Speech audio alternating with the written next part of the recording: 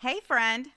So, I just got back from an almost 2 week cruise through the Mediterranean, and it was such an amazing experience. Although I think my body still thinks it's on Barcelona time. My hubby and I met so many cool people from across the country and the world. But there was this one woman who really stood out in particular. She was from Charlotte, North Carolina. Shout out to all my listeners in the South. Anyway, we started talking about exercise because when I met her, I was outside on the waterfront deck doing laps with my husband. We were trying to get our steps in. And she was sharing with me how she worked out with her husband several times a week at Orange Theory, even though I don't look like it. Okay, that's my really bad Southern accent, and those are her words, not mine. And despite trying to eat healthy, her clothes were starting to feel tighter. She had just turned 51, and she had a feeling that she was in menopause. Days later, this woman's words still resonated with me. I have a feeling I might be in menopause. And it made me think, had she spoken to her primary care doctor who didn't really know whether she was in menopause? Or, despite her age and symptoms, never brought the topic up? Or maybe she had brought up her weight gain at her annual OBGYN appointment, but was told that gaining weight is just part of getting older, and if you want to lose weight, just eat less, exercise more. Or maybe, even though she suspected she was in menopause, she thought there was really nothing she could do to balance her hormones or move the scale. If you're between the ages of 40 and 55 and wondering if you may be in menopause, this episode is for you. Because I'm going to debunk the 8 biggest myths about menopause that your mom, your bestie, and maybe even your doctor haven't shared with you.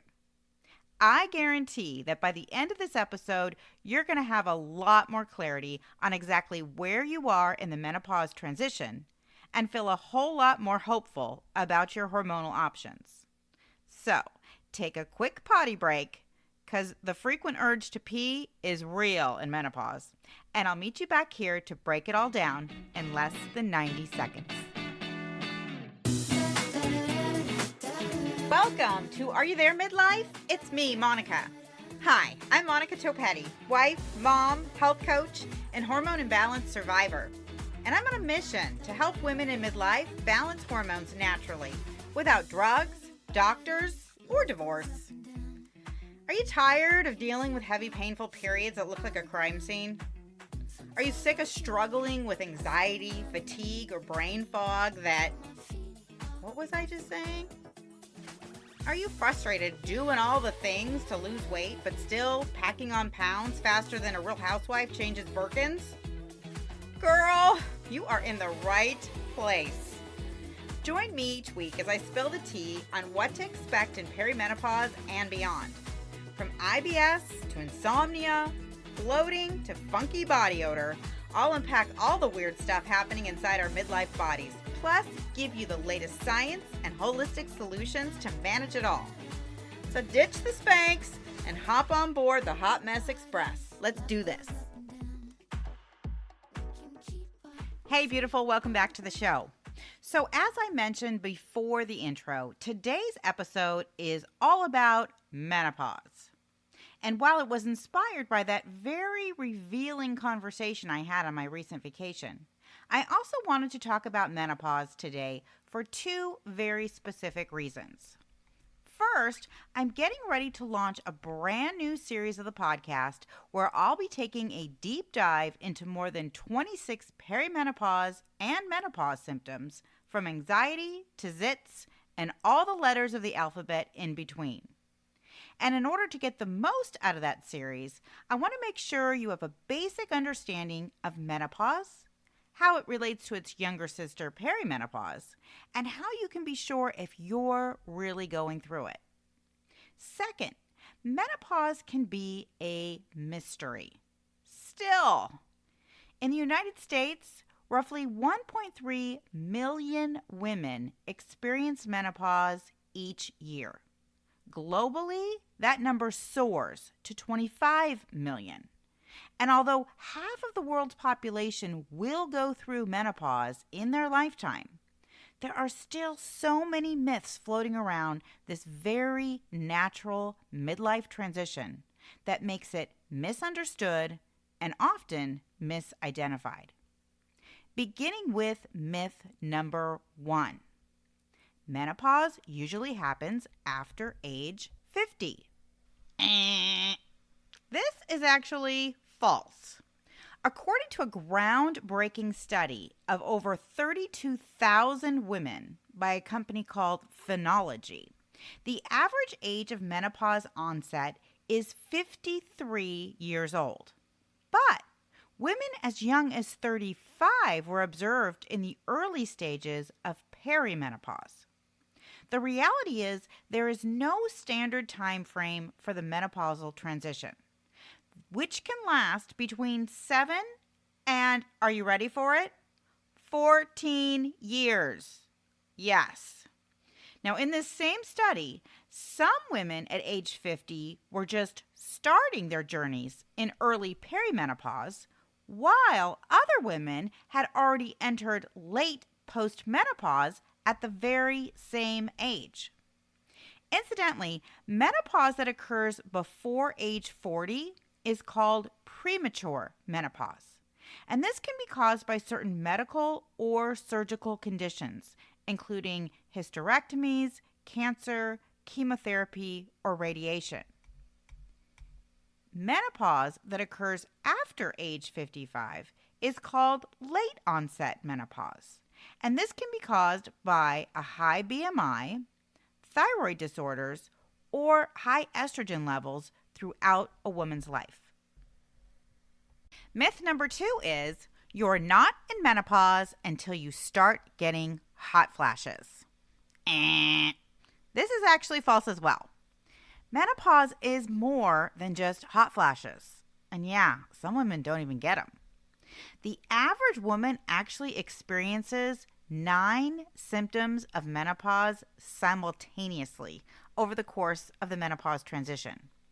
While symptoms can range from the physical, like hot flashes or night sweats, insomnia, and brain fog, to emotional, like anxiety, mood swings, irritability, and depression, to sexual, like low libido and vaginal dryness, they are frustrating at best, life-disrupting at worst, and plenty deserving of treatment.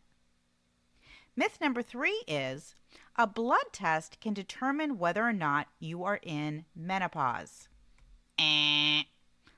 Wrong again, because hormone levels fluctuate greatly from one day to the next.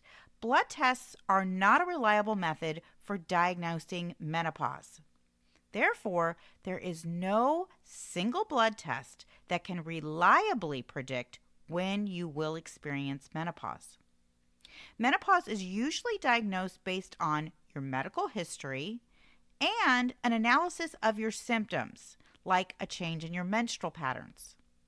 Blood tests can be used to rule out other medical causes of irregular menstrual periods, especially if you are age 40 or younger, but they are not recommended for diagnosing menopause. Myth number 4 is menopause is the same for everyone. False again. Menopause is a very individualized experience, with some women experiencing a lot of symptoms and others having no symptoms at all. God bless them.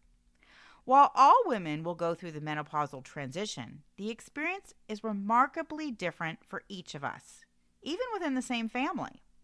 So my mom had an entirely different menopause experience than I did. She didn't start experiencing any symptoms other than mood swings and an irregular period until her early 50s. And after that, her only major symptom was hot flashes. I, on the other hand, had a full hormonal apocalypse, beginning in perimenopause around age 44, And I went on to deal with estrogen dominance throughout postmenopause, as well as adrenal fatigue and impaired thyroid function into postmenopause. I also entered postmenopause 2 years later than she did. Although there are certain hormonal conditions or sensitivities that can be genetic, Phenology's study identified more than 15,000 completely unique menopausal symptom combinations. So, the likelihood that you and your bestie, your sister, or even your mom will experience exactly the same menopause symptoms, even if you both share a common hormonal imbalance, is pretty low, which incidentally makes it kind of difficult to get accurate advice from your inner circle. Myth number 5 is menopause lasts 12 months. Wrong again. Because did you know menopause is actually only one day in your life? Yeah, one day. It's actually the 365th consecutive day of not having a period. You have to go 12 months without a period before you officially enter menopause. And the day after day 366, you're actually considered postmenopausal. So, how do you know whether you're in perimenopause or you're moving toward menopause? The best indicator is your periods. Now, when you go an entire month without a period, and you're not pregnant, of course, more on that in a minute, that starts the menopausal clock. You may also start to experience more symptoms of dipping estrogen levels, like hot flashes, trouble sleeping, and weight gain, especially in your midsection. Check out episode 20 of the podcast, which I'll link in today's show notes, for a deeper dive into the cause and symptoms of low estrogen. Side note, it is also a myth that you can't get pregnant during menopause.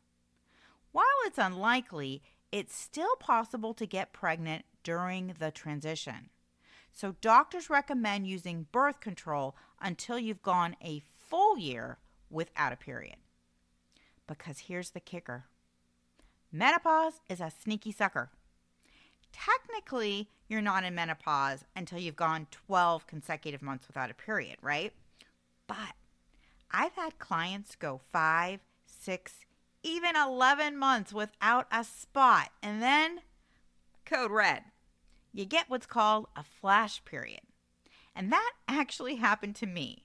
I went almost 5 months without a period, and then moodiness, and then cramps, and then, well, you know the drill. Now, I'll be back to share menopause myths number 6 through 8 in just a minute. But first, if you are in your 30s, 40s, or even 50s and are in perimenopause or menopause, or maybe you're stuck in between the two stages like I was, there are things you can do naturally to balance your hormones and ease your hormonal symptoms. But since there's no official test for menopause, how do you know which stage you're in and which of your hormones are out of whack? If you're tired of being dismissed by your doctor or told your hormonal symptoms are just part of going through the change, if you're frustrated by blood tests that rule out a hormonal imbalance and keep coming back normal even though you feel anything but, if you're ready to put an end to frustrating symptoms, get the scale moving again in the right direction, and finally feel like you again, then do yourself a favor and click the link in the show notes to take my free hormone quiz. It's developed by 3 functional medicine doctors, and this self-assessment uses hormone symptom profiling to evaluate your age, your menstrual cycle, and symptoms for 7 of the most common hormonal imbalances in midlife. It's quick, it's easy, and it's accurate.